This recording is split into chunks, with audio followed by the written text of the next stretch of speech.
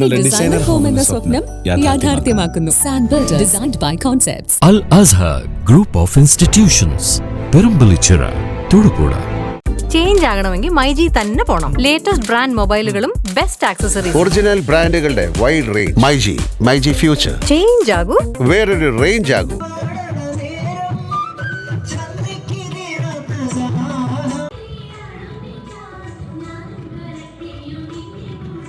കൊല്ലം നഗരിയെ സംസ്ഥാന കലോത്സവം കൊണ്ട് പ്രകമ്പനം കൊള്ളിക്കുമ്പോൾ ഇത്തവണത്തെ വലിയ മെയിൻ സ്റ്റേജായ വേദി നമ്പർ 1 പ്രകമ്പനം കൊള്ളിക്കുന്ന എല്ലാ തവണത്തെയും പോലെ കലോത്സവത്തിൻ്റെ കളർ ഐറ്റമാണ് സംഘനൃത്തം എന്ന് പറയുന്നത്.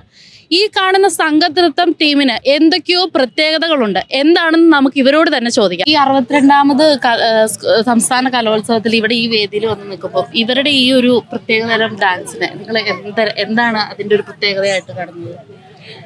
ഇത് നമ്മൾ പഴമയിലുള്ള നമ്മളെ കേട്ടിട്ടുണ്ടല്ലോ, രമണനും ചന്ദ്രികയും എന്നുള്ള തീം. അത് എല്ലാവരുടെയും മുന്നിൽ അതൊരു വിഷ്വലൈസ് ചെയ്ത് കാണിച്ചതാണ്. നമ്മളൊരു 10 മിനിറ്റ് കൊണ്ട് അത് എല്ലാവരുടെയും മുന്നിലേക്ക് അതൊരു എത്തിച്ചതാണ്. അതിൻ്റെ അകത്ത് രമണനും ചന്ദ്രികയും എന്നുള്ള ആ സെയിം തീമാണ് ഇതിനകത്തുള്ളത്. അവരുടെ കോസ്റ്റ്യൂംസ് ആണെങ്കിലും എല്ലാം നമ്മൾ അതിനോട് യോജിച്ചാണ് ചെയ്തിരിക്കുന്നത്. ഇതിപ്പം എത്ര ദിവസം കൊണ്ടാണ് ഇവരുടെ ഈ ഒരു പഠിച്ചെടുക്കാനൊക്കെ പറ്റുന്നത്? ഇത് അവരുടെ സ്കൂൾ കലോത്സവം ഏകദേശം ഓഗസ്റ്റിലാണ്. നമ്മളൊരു ജൂലൈ മാസത്തോടു കൂടി നമ്മൾ എൻ്റെ പ്രാക്ടീസ് സ്റ്റാർട്ട് ചെയ്തിട്ടുണ്ട്. നല്ല ഹാർഡ് വർക്ക് ചെയ്തിട്ടാണ് ഇവരെല്ലാവരും വന്നിരിക്കുന്നത്. സബിലും ജില്ലയിൽ പൈസയിട്ടാണ് നമ്മൾ ഇങ്ങോട്ട് വന്നിരിക്കുന്നത്. ഇപ്പം സിമ്പിളായിട്ടുള്ളൊരു വേഷവിധാനത്തിലൂടെ നമ്മൾ കൊണ്ടുവന്നതാണ്. ഇവരെല്ലാവരും സാമ്പത്തികമായിട്ടുള്ള ബുദ്ധിമുട്ടുള്ള വീട്ടിലെ ഇപ്പം എല്ലാവർക്കും ലക്ഷങ്ങൾ മുടക്കി വരാൻ പറ്റിയെന്ന് വരത്തില്ല. അപ്പോൾ അതിന് ചേർന്ന രീതിയിലുള്ള വേഷവിധാനങ്ങൾ ചേർന്ന് കഥയ്ക്കും കൂടെ ചേർന്ന് രീതിയിലുള്ള ചെയ്യാൻ നമ്മൾ ഉദ്ദേശിച്ചത്.